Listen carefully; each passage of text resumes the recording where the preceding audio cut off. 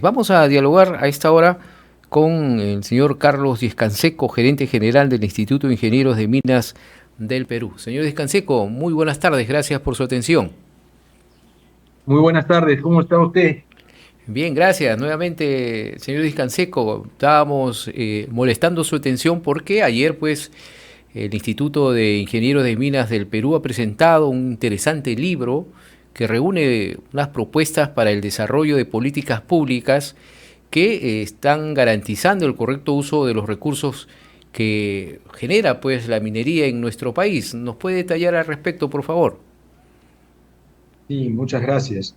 Sí, en principio este es un trabajo desarrollado por el ingeniero Darío Segarra, la ex ministra Paola Bustamante, ex ministra también Carolina Trivelli y por el ex viceministro de PCM, Raúl Molina. Ellos han trabajado 2 años en este texto que lo que busca es hacer una propuesta con respecto al tema del desarrollo territorial.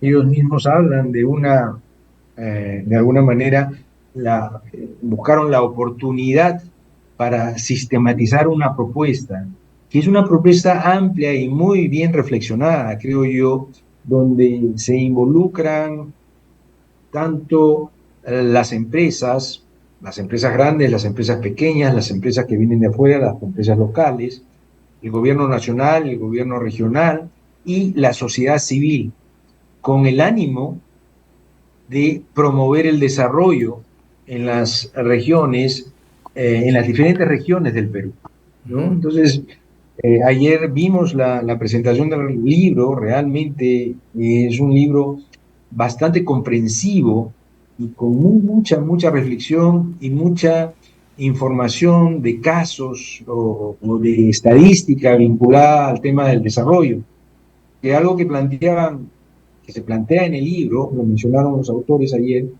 es que muchas veces se da, hay mucha experiencia en el mundo, que se da que dos territorios semejantes pueden tener eh, posibilidades de desarrollo diferentes.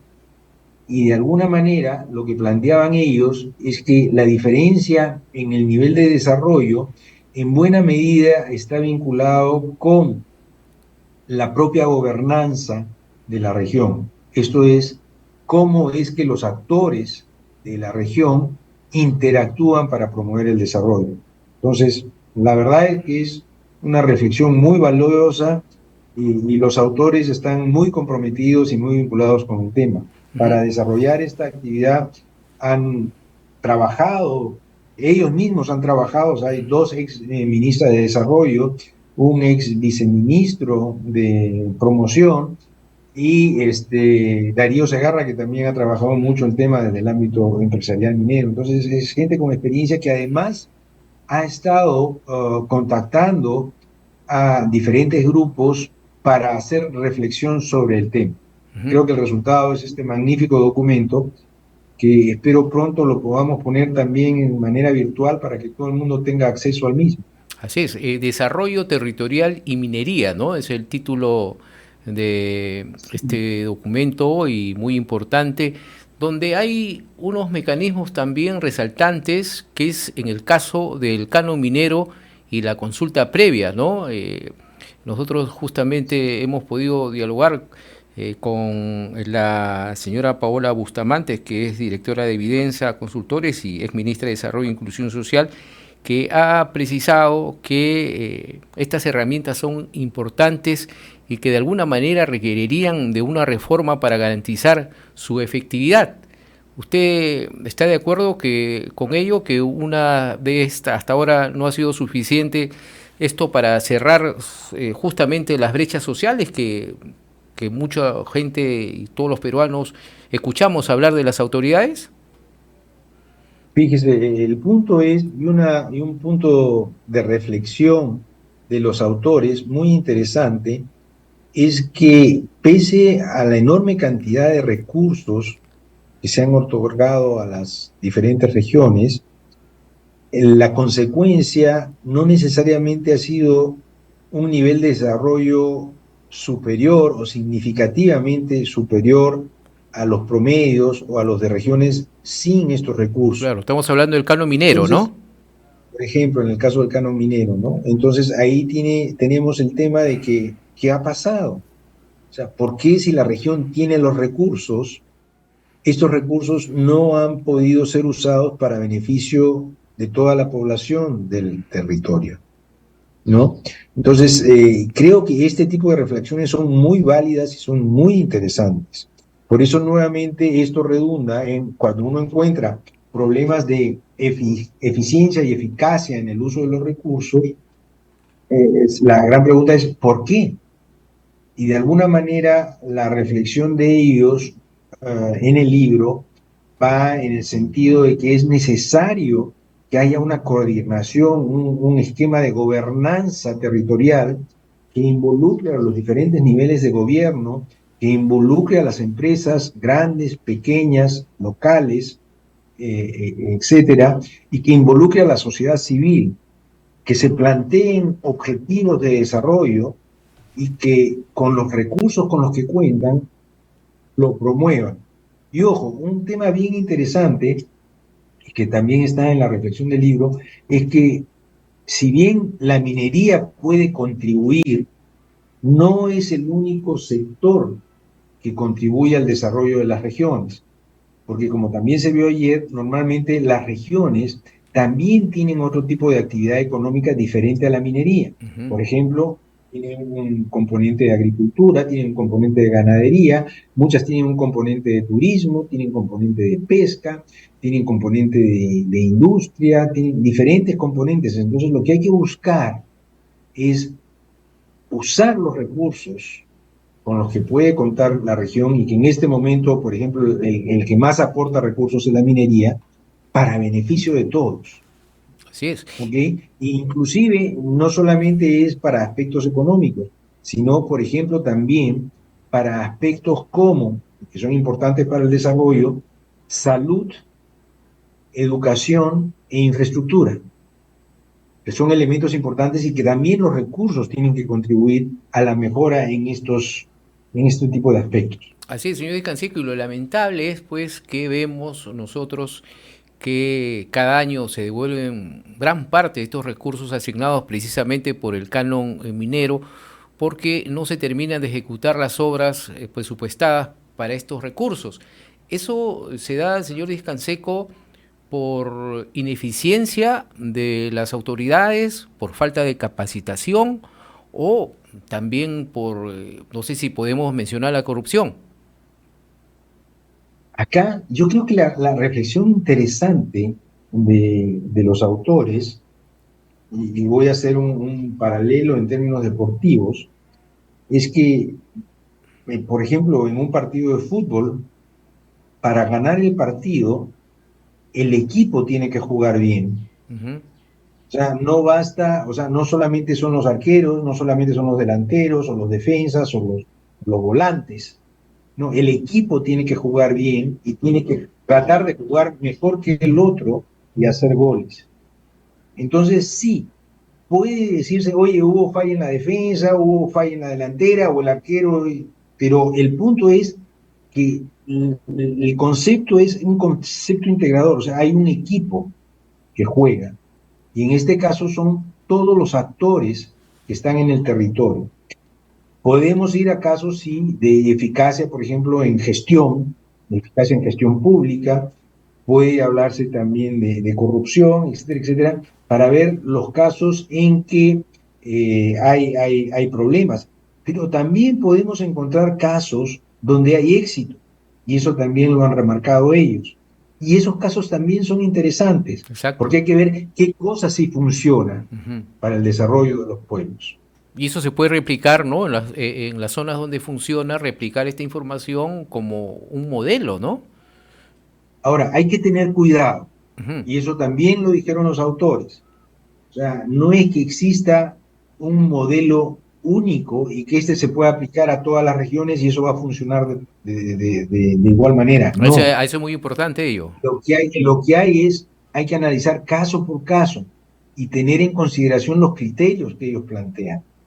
Pero el tema central, me parece a mí, de la propuesta es este tema de que exista, que se logren armar consensos para el desarrollo, en vez de, por ejemplo, insistir en las diferencias, o sea, insistir en el conflicto.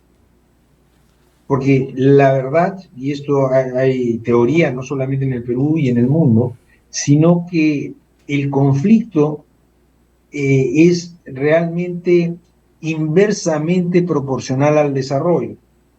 Esto es medio matemático, pero cuanto más conflicto, menos desarrollo. Cuanto menos conflicto, más consenso, más desarrollo. Entonces, eso es importante a considerar. Pero ojo, lo importante también es decir, cada caso es un caso. Ujú. Y ahora, señor Discanseco, estos recursos tan importantes provenientes de la minería, hablando específicamente del canon minero, no solamente, y también se plantean que puedan ser distribuidos a la zona de influencia, ¿no? Sino a otros lugares. Justamente lo que estaban planteando es que de repente la circunscripción política del Perú no es la circunscripción más adecuada para el desarrollo del territorio. Estamos hablando ahora, por ejemplo, de corredores económicos Ujú. que involucran partes de departamentos y o partes de provincias y o partes de distritos involucrados en un proceso. Se hablaba mucho, por ejemplo, en el caso del norte, que si se desarrolla el clúster, el potencial cuprífero que hay en Cajamarca, para que este producto salga, va a tener que usar puertos de Lambayeque o puertos de Piura. Entonces, esas dinámicas, esa dinámica económica que se genera en este corredor de exportación es sumamente importante. Y entonces, normalmente se habla del canon a la región donde se produjo Claro. el mineral, pero no se habla de las posibilidades también de promover actividad en, de alguna manera, los corredores que se generan por el proceso. En el caso de Antamina también, o sea, comienzan en la zona alta de Antamina y ahí bajan hasta el puerto. En el caso de Apurímac va a ocurrir algo por el estilo. Los minerales se producen en la zona de Apurímac, pero van a tener que bajar a Arequipa o a algún puerto que esté en el sur. Ujú. Entonces, esas consideraciones son bien importantes. Se tendría que mejorar algunos mecanismos para que haya un mayor consenso, cree usted, señor Discanseco. De alguna manera la propuesta lo que plantea, sí, que hay que hacer algunos ajustes, pero que hay que trabajar desde un principio en la posibilidad de promover los consensos, promover los acuerdos, promover la institucionalidad y promover la gobernanza de los territorios. Plantean como esta alternativa la alternativa más saludable para promover los procesos de desarrollo en los diferentes territorios del Perú. Ujú. Ahora, señor Discanseco, ya en otro punto que no queremos dejar de tocar en este diálogo es la situación de inseguridad que vive nuestro país. Hemos nosotros informado días atrás de este lamentable hecho, de este secuestro y asesinato de este empresario minero en Patás. La situación de inseguridad, pues, de todas maneras, crea desconfianza para las inversiones. ¿Cuál es su opinión al respecto, señor Discanseco?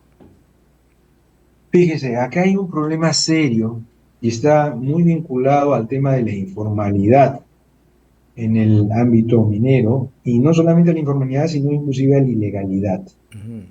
Entonces, el tema es que en esta situación, de alguna manera, al no haber sido exitosos en el proceso de formalización y de atraer a los productores hacia la formalidad, de alguna manera estos han caído en manos de delincuentes y o de actividades completamente ilícitas, violentas. Y eso es muy grave. Y eso es lo que estamos viendo que ocurre en algunas regiones del Perú, donde hay una gran cantidad de producción ilegal.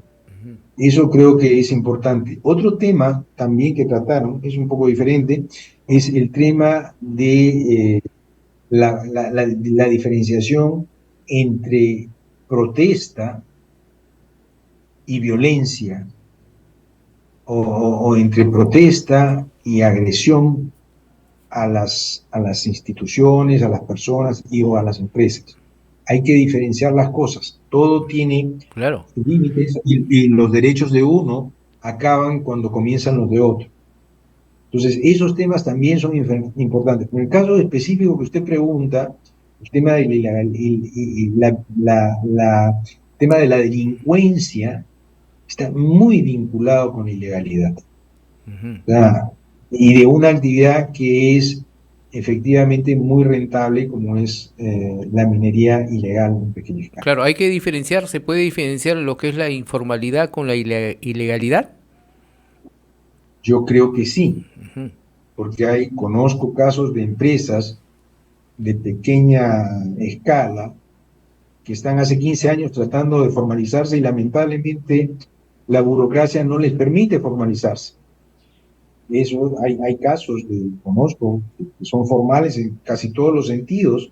O sea, son formales en términos tributarios, son formales en términos laborales, son formales en términos ambientales, pero son informales en términos mineros, por X motivo.